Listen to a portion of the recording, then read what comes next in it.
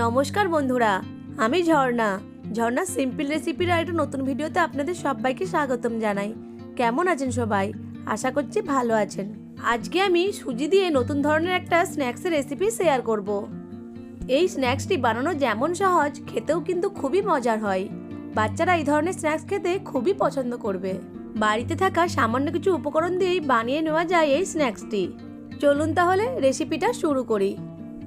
এই স্ন্যাক্সটা বানানোর জন্য প্রথমে আমি গ্যাসের ফ্লেম অন করে একটা কড়াই বসিয়ে যে পরিমাণ সুজি নেব তার ডবল জল দিয়ে জলটাকে হালকা গরম করে নিয়েছি। এখন জলের মধ্যে দিয়ে দেব স্বাদ মতো লবণ, হাফ চামচ হলুদ গুঁড়ো, 1 চামচ চিলি ফ্লেক্স। বাচ্চাদের জন্য তৈরি করলে চিলি ফ্লেক্সটা বাদ দিয়ে দেবেন। দিয়ে দেব হাফ ইঞ্চি গ্রেট করা আদা আর কিছু ধনেপাতা কুচি। সব কিছু উপকরণকে ভালো করে মিশিয়ে নেব। এবার এর মধ্যে দিয়ে দেব মেজারিং কাপের 1 কাপ সুজি। আমি এখানে মেজারিং কাপের 1 কাপ সুজি নিয়েছি আর মেজারিং কাপের 2 কাপ জল নিয়েছি। যতটা পরিমাণ সুজি নেবেন তার ডবল জল ব্যবহার করবেন। সুজিটাকে অনবরত নাড়তে হবে।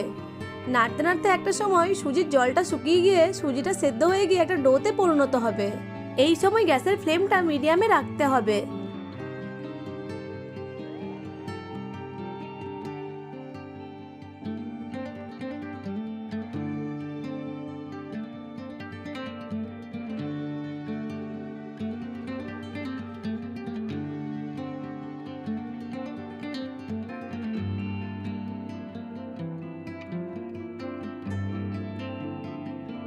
সুজির ডোটা তৈরি হয়ে গেছে।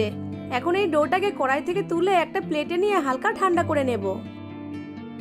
অন্যদিকে দুটো আলুকে সেদ্ধ করে খোসাটা ছাড়িয়ে নিয়েছি। এবার এই সেদ্ধ আলু দুটোকে ভালো করে ম্যাশ করে নেব, যাতে এর মধ্যে কোনো দানা না থাকে। সেদ্ধ আলু দুটোকে ভালো করে ম্যাশ করে নিয়েছি। এবার এই ম্যাশ করা সেদ্ধ আলুটাকে সুজির ডোয়ের মধ্যে নিয়ে নেব। সাথে দিয়ে দেব 2 চামচ কর্নফ্লাওয়ার। কর্নফ্লাওয়ারটা বাইন্ডিংয়ের কাজ করবে। 1 চামচ টমেটো কেচাপ আর দিয়ে দেব 1 প্যাকেট ম্যাগি মশলা। এখানে যে কোনো ধরনের নুডলস মশলা ব্যবহার করতে পারেন। এখন সব উপকরণগুলিকে ভালো করে মেখে নেব।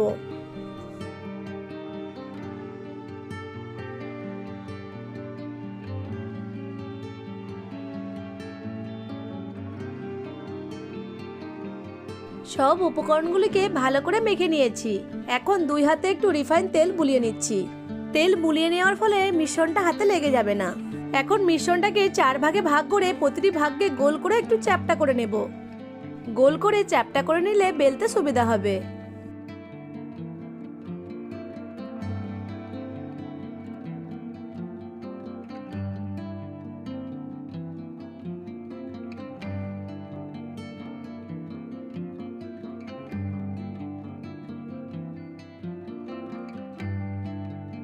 প্রতিটি ভাগে গোল করে চ্যাপ্টা করে নিয়েছি। এবার একটা প্লেট নিয়ে প্লেটে একটু রিফাইন তেল ব্রাশ করে দিচ্ছি।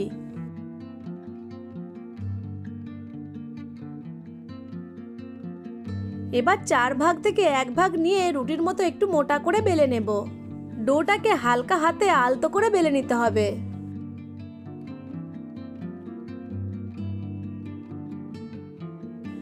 ডোটাকে রুটির মতো একটু মোটা করে বেলে নিয়েছি।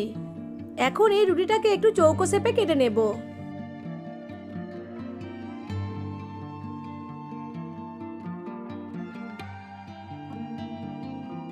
সাইডের কাটা অংশগুলোকে ফেলে দেব না, আবার এগুলোকে গোল করে রুটির মতো তৈরি করে নেব।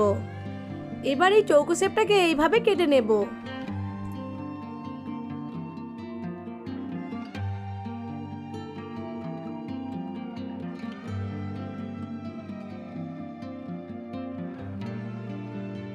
দেখুন, স্ন্যাক্সগুলোকে এইভাবে ত্রিভুজের মতো তৈরি করে নেব।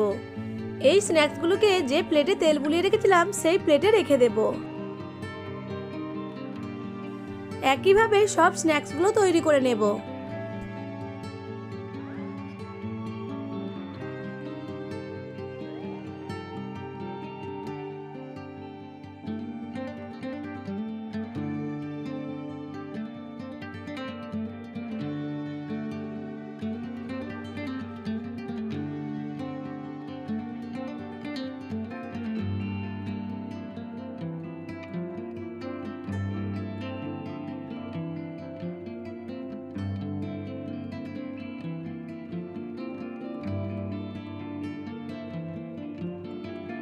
সব স্ন্যাক্সগুলো ভাজার জন্য একদম রেডি হয়ে গেছে। এখন গ্যাসের ফ্লেম অন করে একটা কড়াই বসিয়ে কড়াইয়ে একটু বেশি পরিমাণে রিফাইন তেল নিয়ে তেলটাকে ভালো মতো গরম করে নেব। এরপর গরম তেলের মধ্যে এক এক করে স্ন্যাক্সগুলোকে দিয়ে দেব। একসাথে অনেকগুলো দিয়ে ভাজবো না, এতে করে একটার সাথে একটা লেগে যেতে পারে।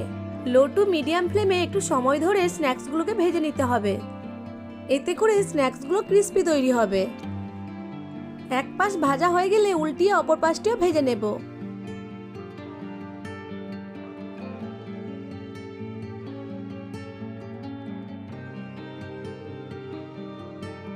দুপাশ ভালো করে ভাজা হয়ে গেলে তেল ঝরিয়ে তুলে নেব।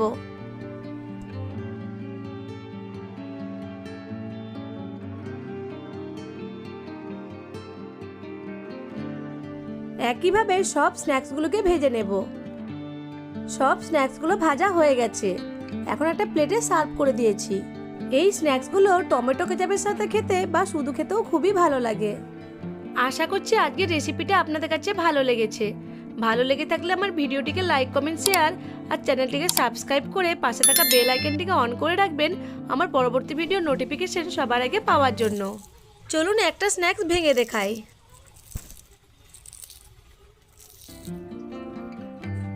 ভিডিওটা প্রথম থেকে শেষ পর্যন্ত দেখার জন্য আপনাদেরকে অসংখ্য ধন্যবাদ।